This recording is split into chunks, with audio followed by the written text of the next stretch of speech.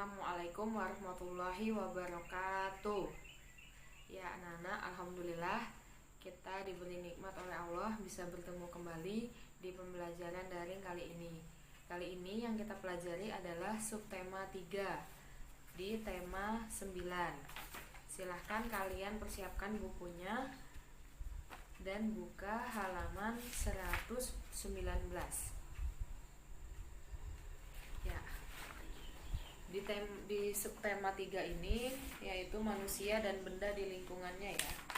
Nah, di sini ada iklan media cetak. Di subtema 2 kalian telah mempelajari iklan-iklan elektronik. Sekarang di subtema 3 ini yang dibahas adalah iklan di media cetak. Nah, untuk iklan sendiri kita sudah pernah bahas di sebelum-sebelumnya. Di kelas pun juga sudah. Inti dari iklan itu yaitu menggunakan bahasa yang menarik yang tujuannya untuk mensugesti atau menarik perhatian orang lain untuk membaca, atau jika itu iklan produk mensugesti pembacanya atau yang melihat untuk membeli barang tersebut. Bedanya adalah untuk media cetak dan elektronik yaitu medianya. Biasanya kalau media cetak itu bisa diterbitkan di koran maupun di majalah. Nah, di halaman 120 ada ciri-ciri iklan, yaitu yang tadi Bunda sudah sebutkan juga, yaitu informatif, komunikatif, bahasanya singkat dan tepat, dan yang paling penting adalah yang menarik. Nah, di sini ada contoh iklan. Bisa iklan di koran ini ya biasanya, yaitu iklan baris. Kemudian ada juga iklan kolom, biasanya ada penjualan mobil di surat kabar. Insya Allah kalian sudah pernah lihat ya di surat kabar yang ada di rumah. Atau kalau perlu habis ini kalian bisa lihat atau cari surat kabar yang ada di rumah dan kalian bisa lihat iklan-iklan yang ada di sana. Oke, cukup jelas ya tentang iklan. Nah, sekarang di halaman 122 kita membahas tentang unsur dan senyawa.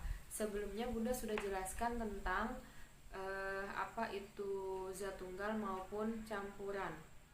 Nah, untuk campuran sendiri yang kita sudah bahas dan kita sudah praktik di rumah yaitu campuran heterogen atau homogen, yaitu campuran yang sejenis atau yang campuran serba aneka. Di sini dijelaskan lagi yaitu zat tunggal adalah zat yang terdiri atas satu jenis materi.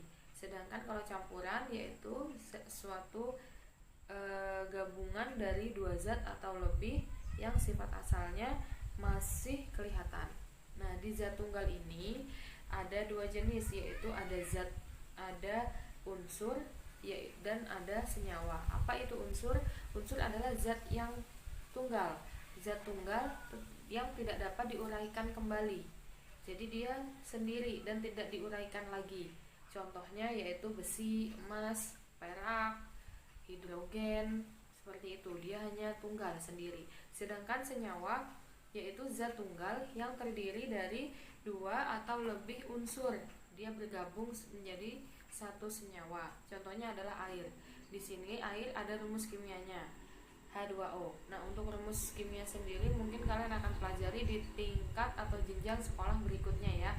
Untuk SD ini untuk dasarnya saja. Nah, di buku ada contoh air yaitu H2O. H2O yaitu gabungan antara unsur H dan O, maka dari itu dia disebut senyawa. Nah, sekarang di halaman 123 di situ ada tabel berisikan nama zat, unsur, dan senyawa. Di situ perintahnya adalah kalian diminta untuk mencentang apakah contoh nomor 1 besi itu termasuk unsur atau senyawa, atau nomor 5 contohnya hidrogen termasuk unsur atau senyawa. Nah, untuk kalian yang masih bingung, silakan disimak penjelasan Bunda. Ya, di sini sudah Bunda tuliskan nama-nama rumus kimia dari suatu zat. Besi nomor 1 yaitu unsurnya Fe, berarti dia tunggal ya, hanya Fe sendiri, berarti termasuk unsur. Kemudian ada emas yaitu Au sendiri, berarti termasuk unsur. Lalu ada oksigen O, unsur. Helium He sendiri, berarti unsur. Kemudian ada hidrogen H, termasuk unsur. Lalu ada nitrogen, simbol atau rumus kimianya N, yaitu unsur. Nah, di sini ada garam dapur NaCl, terdiri dari dua unsur yaitu Na dan Cl. Berarti NaCl atau garam dapur termasuk senyawa. Kemudian ada gula C12H22O11, gabungan dari C, H, dan O, berarti termasuk senyawa. Kemudian ada cuka CH3COOH, berarti ada gabungan CH, CO, dan H, termasuk senyawa. Kemudian ada vitamin C yaitu C6H8O6, ada unsur C, H, dan O, berarti termasuk senyawa. Ya, demikian ya. Silahkan kalian lengkapi tabel di buku kalian, dicentang. Oke, rasa sudah paham ya apa bedanya unsur dan senyawa. Ya. Bukunya. Nah, sekarang kita buka di PB2. Membahas tentang iklan cetak, bisa kita lewatin. Nah, campuran kita lewatin. Silahkan kalian buka halaman 128. Ada di situ namanya karya seni rupa daerah. Apa itu karya seni rupa daerah? Yaitu karya seni rupa yang berasal dari daerah. Biasanya karya seni rupa daerah itu unik. Dia mengandung simbol-simbol yang bermakna atau sering digunakan untuk upacara adat atau dibuat dari bahan alam. Contohnya nih, dibuat dari bahan alam. Ada gerabah, kita pernah belajar ya gerabah. Apa itu gerabah? Yaitu suatu benda yang terbuat dari tanah liat. Itu juga termasuk karya seni rupa daerah. Bisa kalian lihat di halaman 129 di gambar 1 ada batik motif Megamendung yaitu dari Cirebon, Jawa Barat. Ada juga ukiran dari Jepara, Jawa Tengah. Kemudian ada juga gerabah dari Kasongan atau Yogyakarta. Unik ya, jadi motifnya dia menggambarkan tentang daerah masing-masing, biasanya seperti itu. Nah, karya seni rupa daerah ini dia punya dua fungsi, ada fungsi individu dan fungsi sosial. Fungsi individu ini biasanya untuk mengekspresikan pembuatnya, bisa jadi ekspresi mengenai gambaran hidup seseorang ataupun watak seseorang. Nah, kalau yang fungsi sosial dia itu biasanya sebagai media pendidikan, media hiburan, ataupun media komunikasi. Nah, untuk berdasarkan jenisnya seni rupa itu dibagi menjadi dua, yaitu seni rupa murni dan seni rupa terapan. Kalau seni rupa murni itu jadi dia itu seni rupa yang mengutamakan segi keindahan. Jadi dia tidak mengutamakan apapun kecuali keindahan. Contohnya lukisan ataupun patung. Kalau seni rupa terapan itu dia mengutamakan fungsi. Contohnya ada batik, ukiran kayu, dan gerabah. Jadi kalau batik biasanya difungsikan untuk pakaian, atau kalau gerabah itu untuk biasanya dibuat sebagai hiasan maupun tempat minum maupun lainnya. Atau juga ukiran kayu ya tadi seperti bahan untuk pembuatan pintu yang ada ukirannya, pembuatan meja yang ada ukiran khas daerah tersebut. Itu merupakan seni rupa terapan. Udah rasa cukup paham ya mengenai karya seni rupa daerah. Kemudian sekarang kita lanjut ke ini macam-macam iklan, bisa kita lewatin karena pelajaran tentang iklan ini kita sudah bahas di pertemuan-pertemuan sebelumnya. Di sekolah juga kita sudah praktek tentang iklan. Kemudian ada persatuan dan kesatuan dalam masyarakat, juga sudah pernah kita bahas.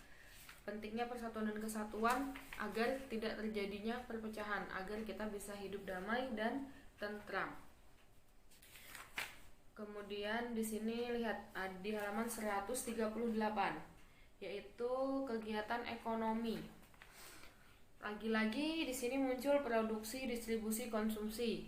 Bunda yakin kalian sudah sangat paham sekali apa itu produksi, distribusi, konsumsi ya. Ini hanya pengulangan KD saja, jadi kalian silahkan di sini ada mind map di halaman 139. Kalian tulis ulang mind map tersebut di buku tulis kalian, atau boleh juga di selembar kertas kosong atau HVS atau kertas karton cover bebas. Yang penting kalian tulis ulang dengan rapi mind mapnya di halaman 139 bagian bawah. Itu tugas 1 ya. Nah, kita lanjut. Ini iklan elektronik juga sudah. Sekarang nah, kalian lihat di halaman 150 di PB 5. Di sini ada mengenal batik jumputan. Sudah kalian buat ya batik jumputan sebelumnya di sekolah, kita buat di semester 1. Waktu itu yang kalian mengumpulkan kaos berwarna putih, kemudian kalian ikat menggunakan karet, beberapa karet, lalu kita celupkan ke dalam air yang berisi pewarna. Silahkan kalau mau dilihat lagi, tapi kalian tidak perlu membuat ulang karena kalian sudah pernah membuatnya. Tapi kalau mau buat ya silahkan. Di sini ada petunjuk-petunjuknya lagi. Ya, oke. Lanjut sekarang di PB 6. Silahkan kalian baca halaman 157. Baca mengenai teks mengenal batik Indonesia. Baca sampai halaman 163. Di sini ada macam-macam batik di Indonesia. Tolong kalian baca dan kemudian silahkan kalian kerjakan tugas 2, yaitu soal latihan akhir subtema 3 bagian A saja ya. Oke, baiklah, Bunda rasa cukup untuk pembelajaran daring ini, dan ini merupakan pembelajaran daring yang terakhir di semester ini. Bunda minta maaf yang sebesar-besarnya kalau selama mengajar baik di kelas maupun saat online, saat pemberian tugas, saat pemberian materi, Bunda banyak kurang dan salahnya, baik itu salah kata ataupun baik yang disengaja maupun tidak disengaja. Bunda minta maaf yang sebesar-besarnya. Semoga kalian tetap semangat dalam menjalankan ibadah puasa, bisa sampai full Idul Fitri dan ibadah-ibadah wajib tidak ditinggalkan. Tetap semangat ya, belajar dari rumah, kemudian beraktivitas di rumah. Kita berdoa bersama-sama semoga wabah pandemi COVID-19 ini segera berakhir dan kita bisa berjumpa lagi di sekolah, bisa bertemu dengan guru-guru yang lain, dengan warga sekolah yang lain, bisa hidup normal kembali, menjalani aktivitas yang normal lagi seperti sedia kala. Amin. Jangan lupa di rumah tetap mementingkan tingkah laku maupun sopan santun kepada orang tua kalian, seperti yang sering sekali Bunda Vina ucapkan, untuk tidak melawan, membentak ataupun membantah orang tua kalian. Bersikaplah baik kepada orang tua kalian. Ya, Bunda rasa cukup. Semoga kalian sehat-sehat terus. Kemudian ini nanti tugasnya dikerjakan dengan sebaik-baiknya, karena memang penilaian rapot nanti Bunda ambil juga sebagian dari tugas-tugas daring yang telah kalian kerjakan. Dan juga kita tidak ada ujian semester atau ujian akhir semester ya. Jadi silahkan kerjakan tugas-tugasnya dengan sangat baik agar nilainya juga bisa maksimal. Oke, Bunda tutup. Assalamualaikum warahmatullahi wabarakatuh.